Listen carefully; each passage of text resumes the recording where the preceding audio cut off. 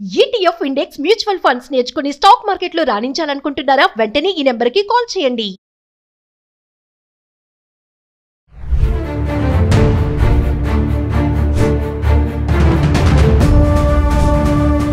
నమస్తే, welcome back to Suman TV. ప్రస్తుతం మనతో పాటు ఉన్నారు అనలిస్ట్ మందరి కృష్ణారెడ్డి గారు.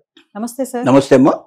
సార్, కేరళ నర్స్ MN లో నిమిష ప్రియకి మరి ఎల్లుండే ఇంకొక రోజు ఉంది, ఉరిశిక్ష ఖరారైంది. మరి ఈ క్రమంలోనే సేవ్ నిమిష ప్రియ యాక్షన్ కౌన్సిల్ వాళ్ళు బ్లడ్ మనీ ఆఫర్ అయితే ఇచ్చారు. 8,60,00,000 క్షమించండి అని చెప్పేసి అంటున్నారు. బాధిత కుటుంబం కూడా చాలా ఘోరంగా బాధపడుతున్నారు కూడా, ఎల్లుండి శిక్ష అని చెప్పేసి ఆఫర్ ఇవ్వడం అయితే జరిగింది. అసలు ఈ బ్లడ్ మనీ ఆఫర్ అంటే ఏంటి, మరి ఉరిశిక్ష అనేది ఆగే ఛాన్స్ ఏమైనా ఉన్నాయంటారా? కేరళకు సంబంధించిన నర్సు నిమిషప్రియ అనే అమ్మాయి ఒమెన్ దేశంలో, ప్రత్యేకంగా అది అరబ్ దేశం, అక్కడ నర్సుల సేవలు అందించడానికి, ఒక కుటుంబానికి సేవలు అందించడానికి ఏదో ఏజెన్సీ ద్వారా అక్కడికి వెళ్ళింది. వెళ్ళిన తర్వాత వాళ్ళకి సేవలు అందించడం ప్రారంభించింది. ఆ కుటుంబంలో ఉన్న పెద్ద కొడుకు ఈ అమ్మాయి మీద కన్ను వేశాడు. ఈ అమ్మాయిని శారీరకంగా, మానసికంగా లొంగ తీసుకునే ప్రయత్నం చేశాడు. తర్వాత ఈ అమ్మాయికి ఏంటంటే అక్కడ ఆ కుటుంబానికి పరిమితం కాకుండా తను ప్రైవేట్ క్లినిక్ కూడా పెట్టుకోవాలని అనుకుంది. అక్కడ ప్రైవేట్ ఆసుపత్రి ఏదైనా పెట్టాలన్నా, ప్రైవేట్గా ఏదైనా వ్యాపారం చేయాలన్నా, లోకల్గా ఉన్న ఒక వ్యక్తిని ఎవరైనా 50% వాళ్ళకి లాభాన్ని, అట్లాగే పెట్టుబడిలో కూడా సగం ఆఫర్ చేస్తే వాళ్ళు ఒప్పుకుంటేనే కానీ అక్కడ వ్యాపారాలు చేయడానికి వీల్లేదు. అరబ్ కంట్రీస్లో చాలా వరకు, మ్యాక్సిమం కంట్రీస్లో ఈ పద్ధతి పెట్టారు. వాళ్ళకి భయం ఏంటంటే బయట వాళ్ళు వచ్చి ఏదైనా వ్యాపారం చేసి ఇక్కడున్న డబ్బంతా తీసుకుని వెళ్ళిపోతారేమో అని భయం వాళ్ళకి. కాబట్టి అక్కడ సంపాదించిన దాంట్లో ఎక్కువ భాగం అక్కడే ఖర్చు పెట్టాలి, అక్కడ ప్రజలకు ఉపయోగపడాలి. అరే పొద్దున వాళ్ళు ఏదైనా అనుకోని దాడి చేసే ప్రయత్నం కానీ, లేకపోతే అక్కడ ఎక్కువగా డబ్బుని వాళ్ళు సంపాదించి అక్కడ ప్రజలకు అక్కడ స్వాతంత్రం లేకుండా ఏదైనా ఆ దేశానికి అపకారం తలపెట్టినా ఇలాంటి పరిస్థితులు ఏర్పడతాయనే ఉద్దేశంతో వ్యాపారం ఎవ్వరు కూడా స్వతంత్రించి చేయడానికి వీల్లేదు. 51% కంపల్సరీగా ఆ దేశంలో ఉండేటువంటి ఒక వ్యక్తికి భాగస్వామ్యం ఉంటేనే అక్కడ వ్యాపారం చేసుకునే అలవాటు ఇస్తారు. అంటే ఏ క్షణంలో అయినా ఆ వ్యాపారాన్ని ఆపగలిగే శక్తి అక్కడ ఉన్నటువంటి లోకల్ పర్సన్కి ఉండాలి. అందువల్ల ఈ అమ్మాయి నిమిష ఏం చేసిందంటే, నిమిష ప్రియ ఆ ఇంటి యజమాని యొక్క పెద్ద కొడుకుని ఆసరాగా తీసుకొని అతని భాగస్వామ్యంతో అక్కడ క్లినిక్ ప్రారంభించింది. క్లినిక్ ప్రారంభించిన తర్వాత సరే బాగానే నడుస్తోంది, బాగానే ఆదాయం వస్తుంది. కానీ వాడికి అనేక రకాల అవలక్షణాలు ఉన్నాయి. రకరకాలుగా జూదాలాడటం, తాగుబోతూ, తర్వాత అట్లాగే డ్రగ్స్ అలవాటు పడి ఉన్నాడు. ఇలా రకరకాల ఆలోచనతో వాడు ఉన్నాడు. వాడికి డబ్బు బాగా కావాలి. ఈ అమ్మాయిని డబ్బు కోసం పీడించడం ప్రారంభించాడు. వెనకపోతే హింసించడం, మానసికంగా, శారీరకంగా హింసించడం, బాధ పెట్టడం, వాడి దగ్గర ఉన్న డబ్బులన్నీ లాక్కొనిపోవడం, ఇలాంటివన్నీ చేస్తూ ఉన్నాడు. తర్వాత ఈ అమ్మాయి పాస్పోర్ట్ తీసుకొని ఇవ్వకుండా, పాస్పోర్ట్ లేకపోతే ఆ దేశం నుంచి బయటికి రావడానికి అవకాశం లేదు. సో ఆ రకం కూడా హింస పెట్టడం మొదలుపెట్టాడు. ఈ హింసని భరించలేక ఒక రోజున వాడికి మత్తు మందు ఇచ్చింది. ఆ మత్తు డోస్ ఎక్కువ ఇవ్వడం జరిగింది.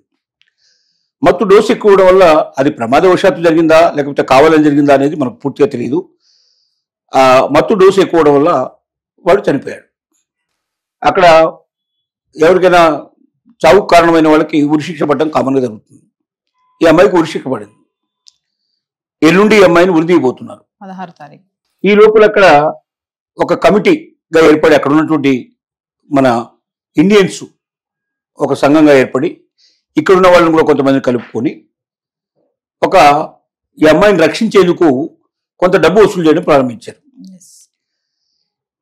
ఎందుకంటే అక్కడ అరబ్ దేశాల్లో ఉన్నటువంటి ఒక అవకాశం ఏంటంటే, ఎవరికైనా ఉరిశిక్ష పడినట్టయితే ఆ కుటుంబం, ఏ కుటుంబం వల్ల ఏ కుటుంబానికి అయితే నష్టం జరిగిందో, ఏ కుటుంబంలో మనుషులు చనిపోయారో, లేదా ఆ కుటుంబానికి హాని జరిగిందో, ఆ కుటుంబం ముందుకు వచ్చి మేము క్షమిస్తాం, ఉరిశిక్ష రద్దు చేయండి, మేము క్షమాభిక్ష పెట్టండి అని గవర్నమెంట్కు వాళ్ళు లేఖ రాసినా, గవర్నమెంట్కి ఇన్ఫర్మేషన్ ఇచ్చినా గవర్నమెంట్ దాన్ని ఆపేస్తుంది, క్షమించి వదిలిస్తుంది. ఈ అవకాశం ఉంది. దాన్ని దృష్టిలో పెట్టుకుని $1 మిలియన్, మిలియన్ రూపీస్ మన ఇండియన్ కరెన్సీలో ఒక 10 లక్షలు వసూలు చేయాలన్న లక్ష్యంతో వీళ్ళు పెట్టుకొని ఒక 8.5 లక్షల దాకా కలెక్ట్ చేయడం జరిగింది. సో వీళ్ళు ఆఫర్ చేస్తున్నారు. కానీ ఆ కుటుంబం ఇంతవరకు ముందుకు రాలేదు.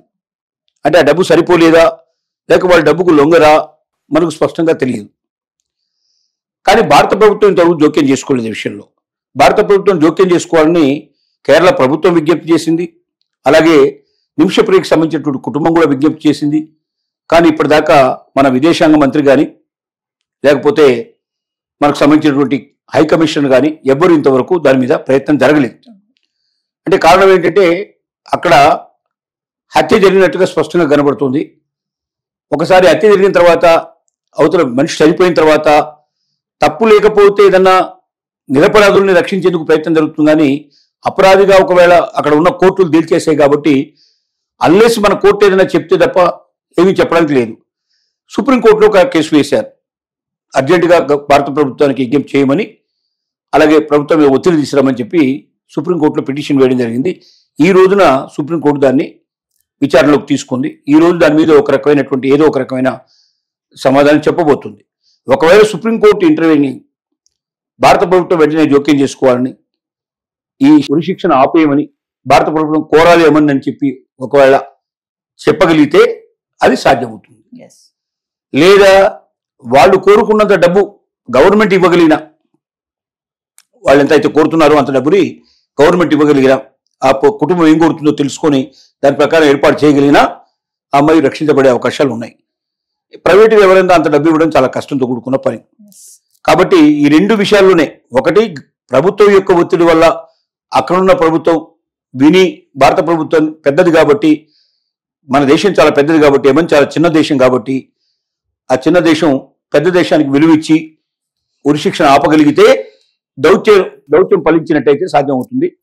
లేదంటే ఆ కుటుంబం కోరుకున్నంత డబ్బుని ప్రభుత్వం కానీ ప్రైవేటు వ్యక్తులు కానీ సమకూర్చినట్టయితే బయటపడుతుంది. ఈ రెండే తప్ప ఇంకో మార్గం లేదు. అది ఏం జరుగుతుందో మనకు తెలియదు. ఇది ఒక్కటే అవకాశం ఉంది అంటారా సార్? ఇప్పుడు కనుక వాళ్ళ ఆఫర్ని కనుక ఓకే చేస్తే ఉరిశిక్ష రద్దు అయ్యే ఛాన్సెస్ ఉంటాయి. అంటే మామూలుగా ఒక్కసారి ఉరిశిక్ష పడ్డాక రద్దు అవుతుందా సార్? గతంలో జరిగాయి అంటే అక్కడ ఆ దేశంలో అది ఒక పాలసీ. ఏం పాలసీ అంటే, ఏ కుటుంబానికైతే అన్యాయం జరిగిందో, ఏ కుటుంబంలోంచి వ్యక్తి చనిపోవడం కానీ ఆ వ్యక్తికి ఏదన్నా నష్టం జరిగితే ఆ కుటుంబం విజ్ఞప్తి చేయాలి, ఆ కుటుంబం ఒప్పుకోవాలి. వాళ్ళకి డబ్బు ఏదో మాకు దాని కాంపెన్సేషన్ మాకు ఇచ్చారు కాబట్టి మాకు నచ్చింది, డబ్బు లేకపోతే ఏదైనా ప్రయోజనం ఏదో మొత్తం మీద కుటుంబం ఏం చెప్పాలంటే ఈ ఉరిశిక్షను రద్దు చేయండి, మేము మా వ్యక్తి చనిపోయినప్పటికీ మేము దాన్ని భరించడానికి సిద్ధంగా ఉన్నాం, ఉరిశిక్షను రద్దు చేయమని గవర్నమెంట్కి విజ్ఞప్తి చేస్తే రద్దు చేస్తుంది. ఆ అవకాశం అక్కడ ఉంది.